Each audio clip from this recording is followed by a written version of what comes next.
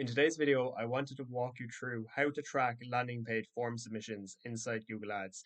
Now, this is really important because if you're running Google Ads and you're sending traffic to a website or a landing page and you need people to fill out a form to track them as a conversion, if Google Ads doesn't have that data as to which clicks end up turning into leads, then if you don't have any conversion data, then the Google Ads won't be able to optimize your account over time. So it's really important to be able to set up. And if you're running any kind of a lead generation campaign where you're tracking landing page form submissions, I'd always recommend using a landing page in the first place rather than a website, first of all.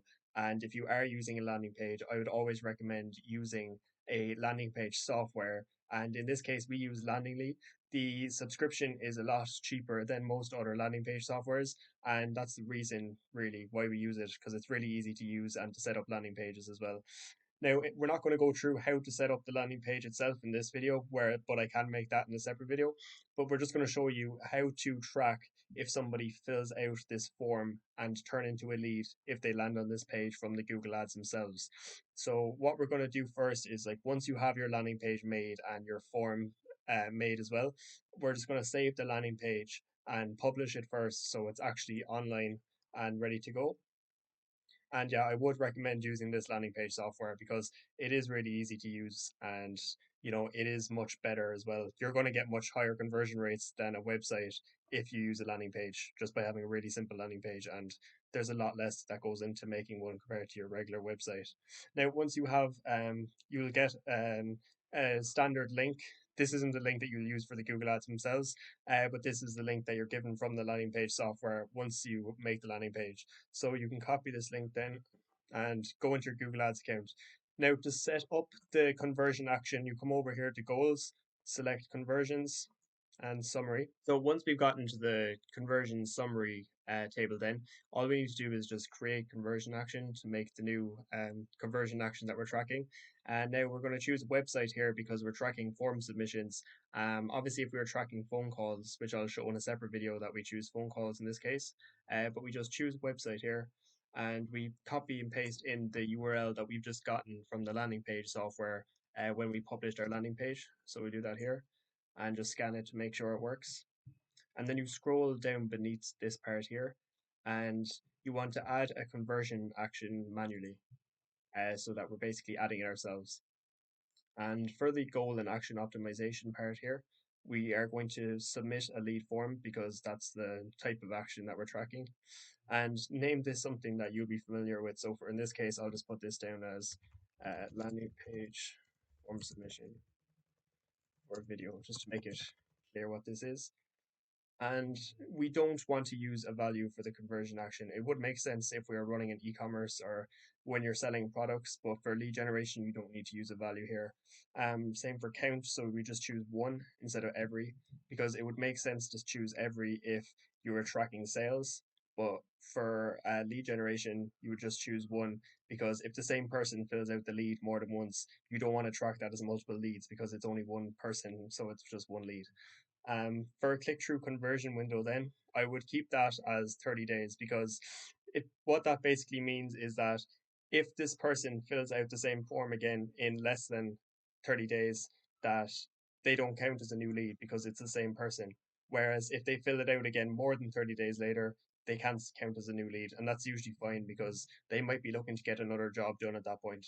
The other parts then, so the engaged view conversion window, view through conversion window, attribution and enhanced conversions, you can just keep these as is and then press done to confirm that conversion action. And then all you have to do is just press save and continue and press done.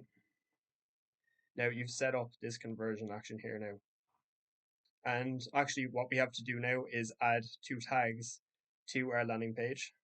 So if you use the same landing page software that I'm using, what you need to just do then is come up here to the menu and choose JavaScript code.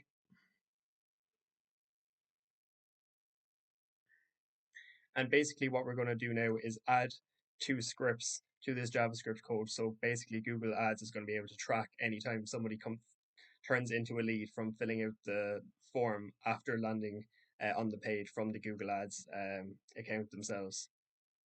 So to do that, we go back to our conversion action here. and down to tag setup. Now we're going to install the tag ourselves. And first you just copy the first tag.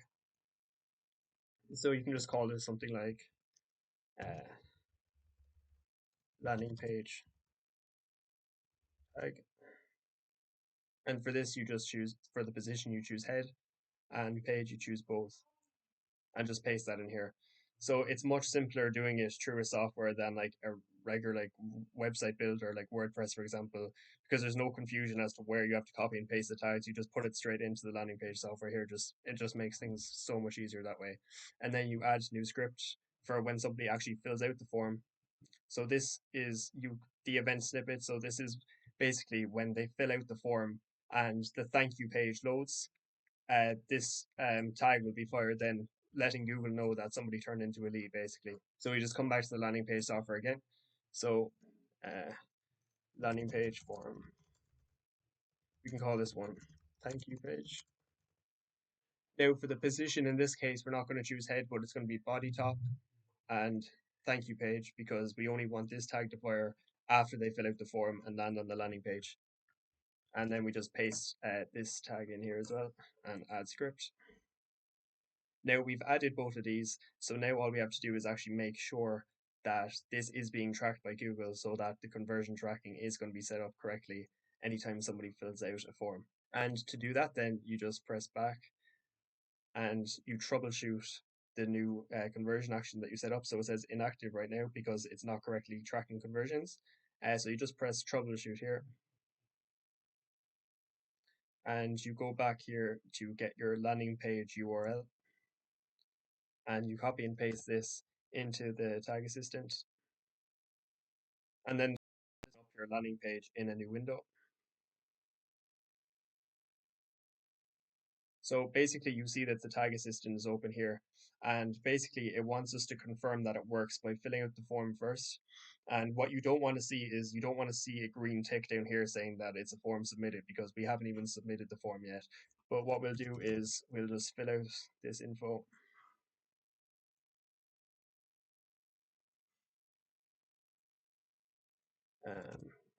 Yeah, just submit this form then. And it brings us to the thank you page. And now we know that we've set this up correctly now, because we've gotten the green tick after we filled out the form and it landed on the landing page. So we just press finish then, and we have confirmation here that this conversion action is sending data to Google Ads, and we can just close Tag Assistant now. And now you can see that this changes from inactive to no recent conversions, meaning that we've successfully set up conversion tracking inside Google Ads. Now, I hope this video helped if you're trying to set up conversion tracking for your own Google Ads account and you're basically just trying to track form submissions on a landing page and have had difficulty doing it before. This is the easiest way that I've found personally to do it. It usually only takes a few minutes to set up, and the more times you do it, the easier it gets. If you have any questions on like how to do it based on what we went through in this video, just leave a comment down below. And if you like this content, subscribe to the channel, leave a like, and I will see you in the next one.